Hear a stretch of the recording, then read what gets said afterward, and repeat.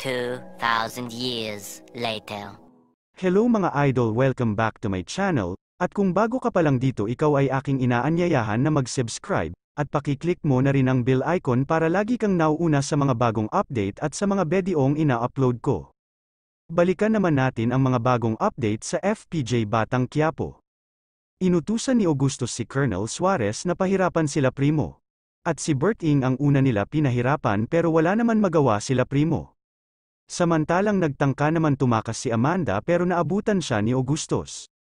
Sinabi ni Augustus na ibalik lang ang katapatan ni Amanda kay Augustus, sisiguraduhin niya na makakaligtas ang magulang ni Amanda pero matigas peron si Amanda. Kaya pinahirapan siya ni Augustus, bumalik na ang tauhan ni Augustus at hindi nila nakita ang mga magulang ni Amanda kaya galit na naman si Augustus. Nag-usap nga sila Ramon at Edwin at sinabi ni Edwin na siya na lang ang gawing kanang kamay niya. Samantalang masama naman ang tingin sa kanya ni Severino. Samantalang may duda na si Lola Tingding na may ginagawang Milagro si Reger. Dinalaw naman ni Olga si Tanggol sa kulungan para makilala siya sa likod ng magandang ipinapakita ni Olga. May plano ito para mawala na si Tanggol. Abangan ang mga susunod na update dito lang sa FPJ Batang Quiapo. Hanggang dito na lang, God bless you all.